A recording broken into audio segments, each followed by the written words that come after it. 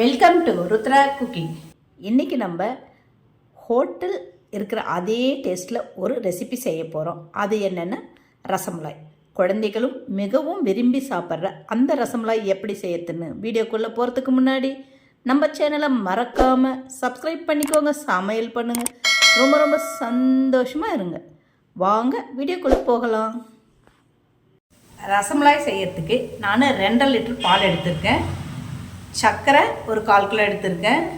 பாதாம், முந்திரி, ஏலக்காய் தூள் இதெல்லாம் எடுத்திருக்கேன். இதை வச்சு தான் இப்போ நம்ம ரசமலாய் செய்ய போகிறோம்.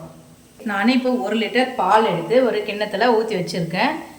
இது நல்லா காயணும். இந்த பாலை முதல்ல நம்ம ரசகுல்லா செஞ்சுக்கலாம். அதுக்காக 1 லிட்டர் பால் எடுத்து நம்ம நல்லா காய்ச்சிக்கணும். பால் நல்லா காயணும். இந்த ரசகுல்லா செய்கிறதுக்கு பால் காஞ்சி வரும்போது இந்த எலுமிச்சம்பழ சாறை நம்ம இதில் விடணும். இப்போ நீங்கள் வினிகர் வச்சுருந்தாலும் அதை சேர்த்துக்கலாம். பால் நான் பாக்கெட் பால் தான் எடுத்திருக்கேன். நீங்கள் பாக்கெட் பால் கிடைச்சாலும் எடுத்துக்கலாம், இல்லை மாட்டுப்பால் கிடைச்சாலும் நீங்கள் எடுத்துக்கலாம். எது செஞ்சாலும் நல்லா திக்காக இருக்கணும், தண்ணி சேர்க்கக்கூடாது.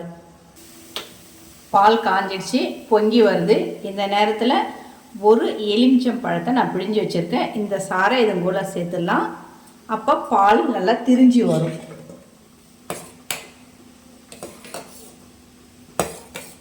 அப்படி இன்னும் நல்லா திரியல, இன்னும் கூட கொஞ்சம் நல்லா சேர்த்துக்கலாம். இதுவே நம்மளுக்கு போதும். பால் பாருங்கள் நல்லா திரிஞ்சு வருது.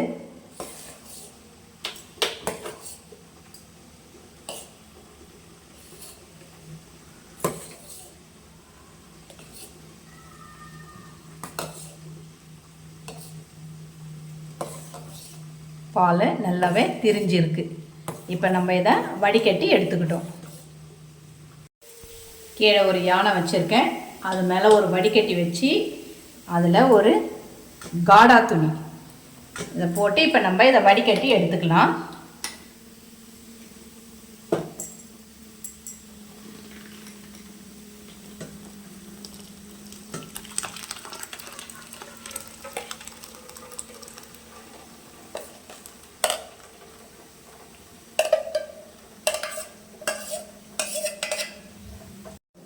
நம்ம இதில் எலுமிச்சம் பழசாறு விட்டதால் கொஞ்சம் புளிப்பு சுவையாக இருக்கும்.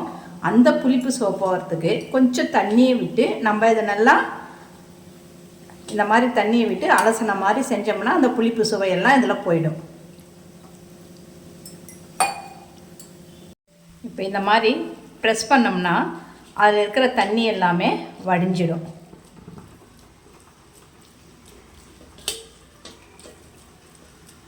அதுக்கப்புறம் இதை நல்லா நம்ம டைட்டாக முடிச்சு போட்டு ஒரு 1/2 மணி நேரம் அதை அப்படியே நம்ம வச்சிடலாம். மீதி இருக்கிற தண்ணியும் நல்லா வடிஞ்சிடும். இப்படி முடிச்சு போட்டு இப்படி 1/2 மணி நேரம் இப்படி வச்சிட்டோம்னா மீதி இருக்கிற தண்ணி அது எல்லாமே வடிஞ்சிடும். அது இப்படி இருக்கட்டும். இந்த பாத்திரத்தில் நான் 1.5 லிட்டர் பால் ஊற்றி வச்சுருக்கேன். ஏற்கனவே 1 லிட்ரு எடுத்து நம்ம ரசகுல்லா செய்கிறதுக்கு அந்த பாலை திரித்து நம்ம ஒரு துணியில் கட்டி வச்சிட்டோம். இப்போ அதுக்கு ரெமெடி செய்யறதுக்கு 1.5 லிட்டர் பால் எடுத்திருக்கேன். இது 3/4 லிட்டர் ஆகிற அளவுக்கு நல்லாவே சுண்டணும். பால் நல்லா காயணும். பால் கோவா செய்கிற அளவு திக்னஸ் தேவையில்லை, 3/4 அளவு சுண்டனா போதும். அந்த அளவுக்கு நம்ம பாலை நல்லா காய்ச்சிக்கலாம். பால் நல்லா காய்ச்சி கொஞ்சம் நேரம் ஆகுது. இப்போ நல்லா சுண்டி வருது. இப்படி சுற்றி இந்த ஏடு படிஞ்சிருக்கும். அதை நம்ம அப்பப்போ இந்த மாதிரி எடுத்து இந்த பால் கூடயே சேர்த்துக்கணும். இல்லைன்னா அது அப்படியே தீஞ்ச மாதிரி ஆகும். அதனால் அதை அப்பப்போ நம்ம கலந்து விட்டுக்கிட்டு இருக்கணும். சுற்றி இருக்கிற ஏடையும் நம்ம எடுத்து இந்த பால்லையே சேர்த்துக்கிட்டே இருக்கணும். இன்னும் கொஞ்சம் நல்லா சுண்டணும். இப்போ நம்ம என்ன பண்ணால் ஃபுட் கலர் சேர்த்துக்கலாம். ஃபுட் கலர் இல்லைன்னா நம்ம கடையில் வாங்குகிற மாதிரி அதே கலர்ஃபுல்லாக ரசமலாய் கிடக்குன்னா கொஞ்சம் மஞ்சத்தூள் அது கூட நான் ஆட் பண்ணிக்கிறேன். லட்டு ஃபுட் கலர் இருந்தால் நம்ம சேர்த்துக்கலாம். அது இல்லைன்றதுக்காக நான் மஞ்சத்தூளை கொஞ்சம் அது கூட சேர்த்துக்கிறேன். இது இன்னும் கொஞ்சம் நல்லா சுண்டணும். பால் நல்லா சுண்டட்டும். அதுக்குள்ளே நம்ம எடுத்து வச்சிருக்கிற முந்திரி, பாதாம் அதில் கொஞ்சம் எடுத்து மிக்சியில் போட்டு நல்லா பவுடர் செய்து இது கூட கலக்கணும். அதனால் இப்போ நம்ம மிக்சியில் போட்டுக்கலாம். அதை ரசகுல்லா செய்யறதுக்காக நம்ம இந்த துணியில் கட்டி வச்சுருக்கிற இதை வந்து நம்ம இப்போ எடுத்து அரை மணி நேரம் ஆயிடுச்சு. இதை நம்ம வந்து இப்போ என்ன பண்ணால் நல்லா பிசைஞ்சிக்கணும். இது பிசையத்தில் தான் ரசகுல்லா அவ்வளோ சாஃப்டாக வரும். இதை நம்ம நல்லா அழுத்தி பிசையணும். இப்படி கையை வச்சு இந்த மாதிரி நம்மளால் முடிஞ்ச அளவு நல்லா இதை அழுத்தம் கொடுத்து தேய்ச்சி பிசைஞ்சு எடுக்கணும். இந்த மாதிரி நம்ம எவ்வளோ நல்லா இதை பிசைகிறோமோ அவ்வளோ சாஃப்டாக இருக்கும் ரசகுல்லா. நல்லா தேய்ச்சி 20 நிமிஷமாக இது மாதிரி நல்லா தேய்ச்சி பிசைஞ்சு வச்சுருக்கேன். எவ்வளோ சாஃப்டாக இருக்குது பாருங்கள் இந்த மாவு. இதை இப்போ நம்ம சின்ன சின்னதாக உருட்டி ரசகுல்லாவாக செஞ்சு எடுத்துக்கலாம். நல்லா அழுத்தம் கொடுத்து தேய்ச்சி நல்லா சின்ன சின்னதாக உருண்டியாக செஞ்சு கொஞ்சம் ப்ரெஸ் பண்ணிங்கன்னா உருண்டியாக இருந்தால் ரசகுல்லா. இந்த ரசமலாய்க்கு இந்த மாதிரி ப்ரெஸ் பண்ணிக்கோங்க. வீரல்லாம் வரக்கூடாது, உடையக்கூடாது. அப்போ தான் நம்ம வேக வைக்கும்போது உடையாமல் இருக்கும். இந்த மாதிரி சின்ன சின்னதாக நல்லா உருட்டி பிசைஞ்சு இந்த இருக்கிற மாவையெல்லாம் இந்த மாதிரி செஞ்சு எடுத்து வச்சுக்கலாம்.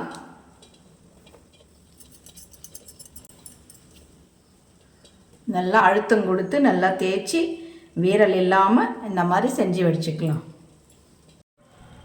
பால் நல்லாவே சுண்டிடுச்சு. இப்போ நம்ம பாதாம் முந்திரி பிஸ்தா இருந்தால் கூட அரைச்சிக்கலாம்.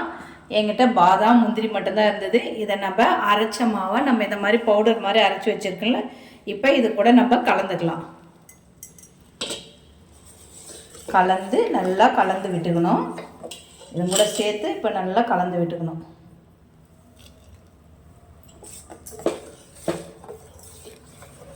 கொஞ்சம் ஏலக்காய் தூளும் இது கூடயே நம்ம சேர்த்துக்கலாம்.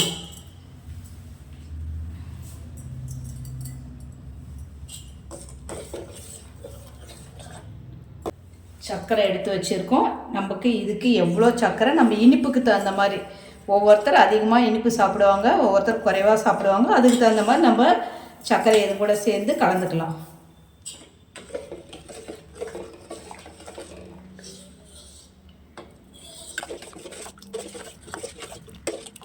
இப்போ ரசமலாய் ரெமெடி நம்மளுக்கு இப்போ ரெடி ஆகிருக்கு. இது கூட நம்ம பாதாம் பருப்பை நான் இப்படி நீட்டாக சின்ன சின்னதாக கொஞ்சம் பொடி பண்ணி வச்சுருக்கேன். இதையே இது கூட நம்ம கலந்துக்கலாம்.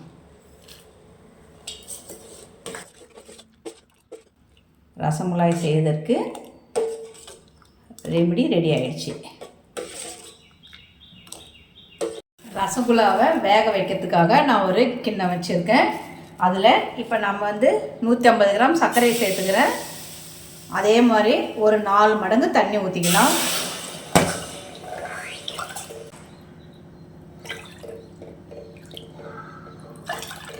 இந்த சர்க்கரை தண்ணி நல்லா கொதித்து வரணும். சர்க்கரையை கொட்டி தண்ணி ஊற்றி வச்சுருக்கோம். நல்லா கொதிக்குது. இது நல்லா கொதிக்கணும். கொதிக்கும் போது தான் நம்ம இந்த ரசகுல்லாவை அது கூட சேர்க்கணும். இந்த மாதிரி எல்லாத்தையுமே நம்ம ரசகுல்லா செஞ்சு வச்சுருக்கோம். இதை எடுத்து நம்ம இது கூட ஒன்று ஒன்றா சேர்த்துக்கணும். அப்போ தான் உடையாமல் இருக்கும். அதனால் நல்லாவே கொதிக்கணும். இது வந்து ஒரு 15 நிமிஷம் நல்லா வேகணும். இதிலே அப்படி தண்ணி பத்தாமல் சுண்டிடுச்சுன்னா கொஞ்சம் தண்ணி சேர்த்துக்கோங்க.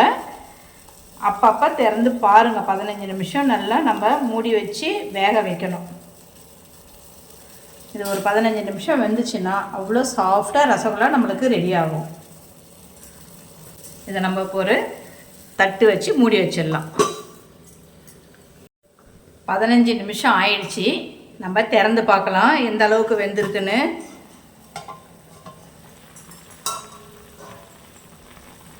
பாருங்கள் எவ்வளோ நல்லா சாஃப்டாக, நம்ம எவ்வளோ சின்ன சின்னதாக போட்டோம் இல்லையா, நல்லா வெந்திருக்குன்னா இந்த அளவுக்கு நல்லா பெருசாக ஆயிருக்கு.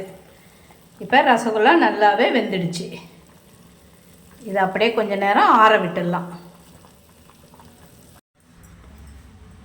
இப்போ இந்த ரசமலாயை எடுத்து இந்த மாதிரி ஃப்ளாட்டாக இருக்கிற தட்டில் வச்சு இப்படி லேசாக ப்ரெஸ் பண்ணுங்க. இதில் இருக்கிற தண்ணி எல்லாம் வந்துடும். இந்த மாதிரி லேசாக ப்ரெஸ் பண்ணி எல்லாத்தையுமே இந்த மாதிரி எடுத்து வச்சுக்கோங்க. இந்த மாதிரி தண்ணி எல்லாம் ப்ரெஸ் பண்ணி எடுத்து வச்சுக்கோங்க. இப்போ நம்ம ரெடி பண்ணியிருக்கிற அந்த ரெமடியை இதில் சேர்த்துடலாம்.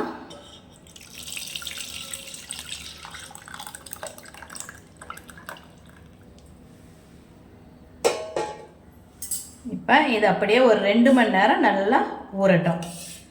பாருங்கள், கடையில் நம்ம வாங்கி சாப்பிட்ற மாதிரியே ரசமலாய் ரெடியாக இருக்குது பாருங்கள். நம்மளும் வீட்டில் இதை நல்லாவே செஞ்சு சாப்பிடலாம். இது ஒரு 2 மணி நேரம் ஊறின பிறகு தான் நம்ம எடுத்து சாப்பிட முடியும். அப்போ தான் டேஸ்ட்டாக இருக்கும். சில்லுன்னு வேணுன்றவங்க ஃப்ரிட்ஜில் வச்சு சாப்பிடலாம். அருமையான டேஸ்டான சூப்பரான ரசமலாய் ரெடி ஆகிடுச்சு. நீங்களும் இதை வீட்டில் ட்ரை பண்ணி பாருங்கள். மறக்காமல் நம்ம சேனலை சப்ஸ்கிரைப் பண்ணிக்கோங்க. சமையல் பண்ணுங்கள். ரொம்ப ரொம்ப சந்தோஷமாக இருங்க. உங்கள் ஃபேமிலி அண்டு ஃப்ரெண்ட்ஸுக்கு ஷேர் பண்ணுங்கள். நன்றி, வணக்கம்.